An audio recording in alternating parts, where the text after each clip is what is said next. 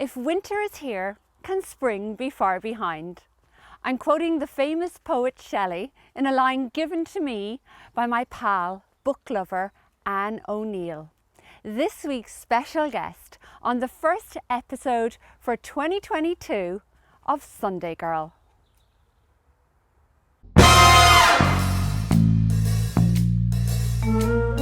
Zoe would be very proud of you there. She with all of your literary references.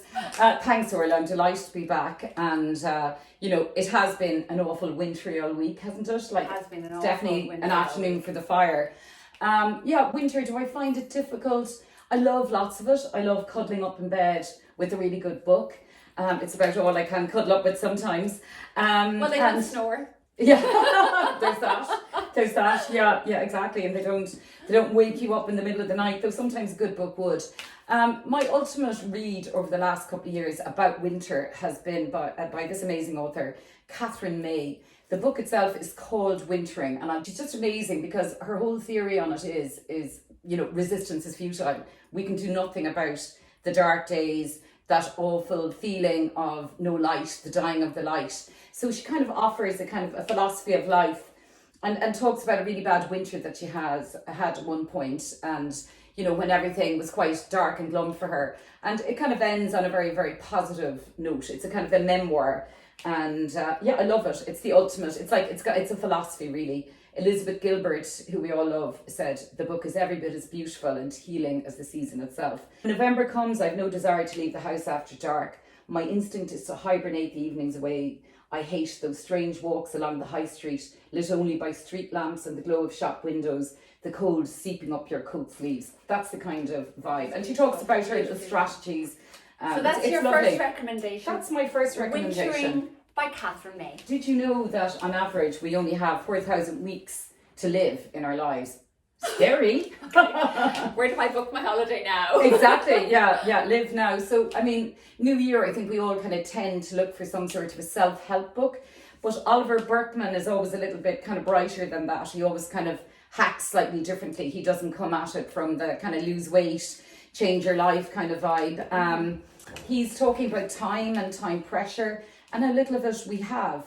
And how in our present age, we all have to be busy, we never have enough time. Like, that has been a disease of our age. So it's his way of how to kind of navigate it and hack it and savour it. So, everybody has loved it. Craig Brown in the Mail on Sunday said, this is peppered with good stories, subtle, provocative and multi-layered, offers many wise pointers to a happier and less stressful life. And I'll drink to that. Let's drink so to that. I'm starting that next week. Down to the pub. Oliver Burkeman, he's a psychologist. I've loved everything he's ever written. 4,000 weeks, time and how to use it. Always good. And it's not one of those productivity ones, from what I've heard. You feel bad about yourself. No. It's to kind of, And actually, this kind of, I think that's very much the zeitgeist. What's happening at the moment. We are living in the age of resignation where people are looking at their lives a bit differently. Not everybody wants to kind of work till they die, work crazy hours anyway. Everybody wants to kind of enjoy life a bit. And I think our time has been stolen, obviously, by the internet and by the way we doom scroll morning, noon and night. I certainly can. I'm a victim of such myself. Big fan of Pamela Paul. She is amazing. I love her voice. I love her energy, her intelligence. She's the editor of the New York Times Book Review, and she's got a gorgeous podcast every week. So she's written a book about the internet and how it's kind of stealing our lives away. So the book is called 100 Things We've Lost to the Internet. And the first one she talks about really is boredom.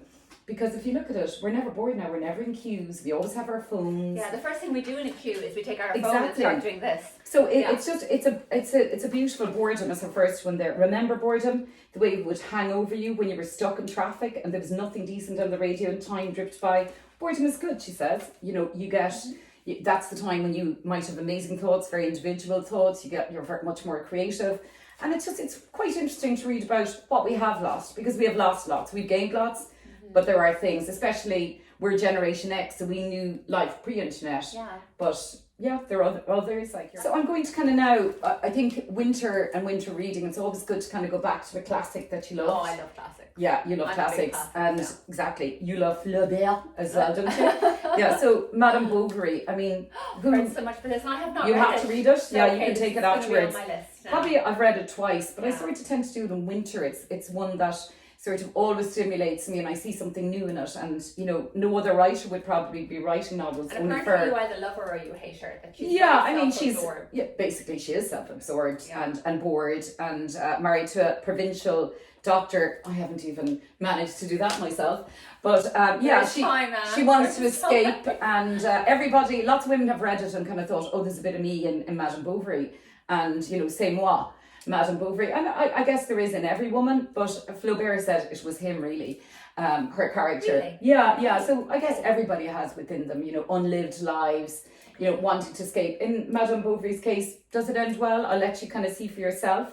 But it's gorgeous. It's just a beautiful, beautiful book. And it's part of the literary canon. Actually finishing a book that you recommended to me the Okay. last time we did this. What was that now? Which is My Year of Rest and Relaxation. Oh. So I'm actually very, very close to the end of that. Yeah. So this is That's what up I'm next. going to take away Up from next. today. Yeah, and especially because you love Madame France as well. Bovary. Yeah. Okay, fantastic. And I think one of the lines that's always stayed with me from it is, Madame Bovary would rather die or live in Paris. She was either going to kill herself or live in live Paris. And I think, we definitely chime with that every now and again, both of us. I haven't read this yet, but Alex Preston, a reviewer that I completely love and love as a person, he's amazing. He thinks it's, the book of the decade. I loved all of Franzen's work up to now. I mean, did you read the corrections? And no, he's one of the big American, like it's a meaty tome. And he always looks at families and family dynamics and, does it brilliantly. His psychological insights into people are just, unparalleled by any other author. This is set in the 70s and I think it's going to be a trilogy. So it's really like watching something on Netflix. So this is just new out? New out, just Okay. out, just for Christmas. Okay. Dying to read it, Crossroads. And a big book like this has to be, it's a January, February, bed early. And do you prefer Lava. buying hardbacks? Is Yeah, there something yeah. about it when they're first out? I do, yeah. I love and I love the book. And you keep your book, of course. You don't. Yeah, I'll you have to don't- probably start You thinning them share out. them, but you still keep them in your family afterwards. Yeah, I keep them around, all right, because sometimes I need them for maybe essays I'm writing, or if I like them, I keep them. They're part of my world. We have Yeah, particular books. there's in something that. reassuring about like seeing your old books up in a shelf that it just brings you back maybe to where you were when you first read it. It just they're It's like like music. They photographs. have the same power. Music, Yeah, absolutely, they they do. have huge The same power. So looking for it looks like it's been, a little bit sort of tampered with, and here I have even a bookmark in it. I like that one. We're all born mad, some remain so. Yeah. Beckett. Yeah. And some become more so. Oh, exactly. And always good to be a little bit mad, I think. So I reviewed that for the Irish Independent last week. Okay. So it's The I Raptures. saw the review, yeah. Yeah, by Jan Carson, and loved it. Very interesting Northern Ireland writer, and of course all the Northern Ireland writers have become very, very popular lately. We had Anna Burns winning the Booker. So I liked very, very interesting, like a story of a young girl growing up in an evangelical kind of Protestant family, an insight into that I would never have had, and that's the power of reading. It brings you there. And then children start mysteriously dying in her class. So it just throws the community obviously into absolutely disquiet, and the whole story it's well worth a read. Okay. Yeah, and it's new. Okay. And I love the cover. Okay. Like, that Okay, is I'll just very definitely put that on powerful. my list. So I love a bit of poetry in the winter time as well. And this poet, she's from Cork, but she lives up the road here. Really? Yeah, Okay. Victoria Knifick. Okay, great name. A fantastic name. She's an amazing girl as well, and I've known her from Writers' Week in the Stole, and I'm so proud of her. So she was longlisted and shortlisted for an amazing poetry prize called the T.S. Eliot Prize. Oh, I've heard of it, And of course. I mean, that's just huge. So she teaches in Milltown, so like good for them. They've got such an amazing English teacher. I mean, she's very much, I think if you like, we like Sylvia Plath and all those sort of dramatic, like she plows, the female experience into her poetry. And, instead of doom scrolling, maybe just buy a book like Eat or We Both Starve by Victoria Knifick, pick it up and read a poem instead. And I definitely think you'll ponder something afterwards, you'll have thoughts you haven't had before. It's nourishing. It's really nourishing. And they're brilliant. Yeah. So she's a poem called Power Syndrome that mentions La Petite Moore. They're erotic and neurotic. They're everything. Yeah, they're fantastic. Wow. Doll glamour. You'd love them. I like to go back to sort of big wintry books that I loved maybe in the 90s, and you can't beat Donna Tartt's The Secret History. Have you read it already? I haven't, no. No. And again, it opens in a kind of a snow scene in Vermont. And it's all based, it's like a campus novel with a murder.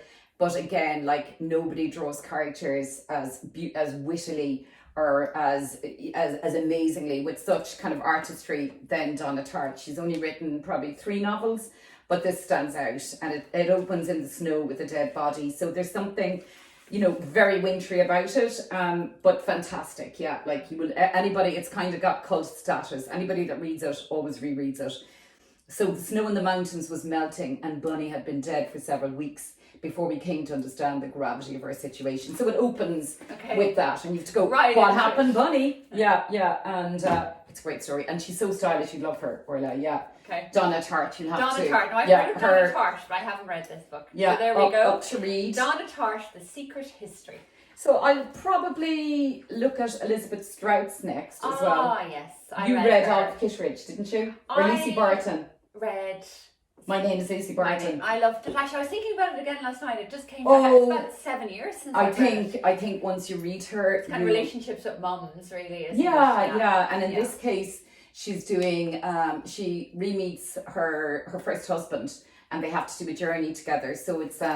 William it's called. So by Elizabeth Strout. So she goes back. Mary Mantell, who is like the Alpha and the Omega, has said that it's a she's a superbly gifted storyteller, and she's a craftswoman in a league of her own. So can't wait to get kind of into this now. That will be probably March. Really enjoyed. My Name is Lucy There's Barton. something she writes like she just has a sort of a lingering sense in your psyche as well. She does, yeah. I think she kind of touches. She definitely touches on stuff that we've... your own relationships. Yeah. So that really so looks Elizabeth like a good read. William.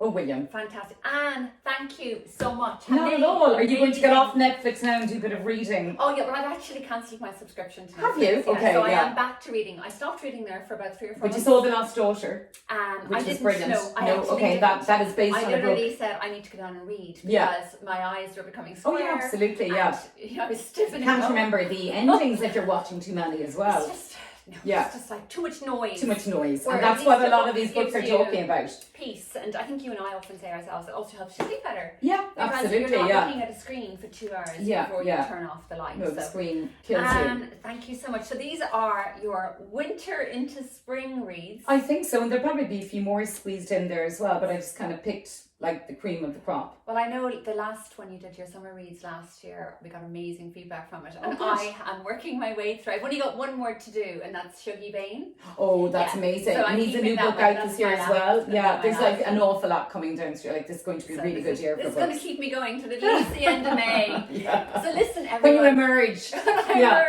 From your chrysalis. Yeah, and another nice winter quote. It's Albert Camus, and he said, even in the depths of winter, there remains within me an invincible summer. So summer will come, but we need to kind of... The days will get brighter. They will get brighter. We'll get through this. I think, love the winter too, because we only have one life, and it's what's wrong with kind of snuggling in early anyway sometimes. Exactly. Okay. And those very, very wise words, I'm at lots to snuggle in with. Anne O'Neill, thank you for joining all of us on Sunday Girl. We both wish you an amazing week and see you soon. Thank you. Bye.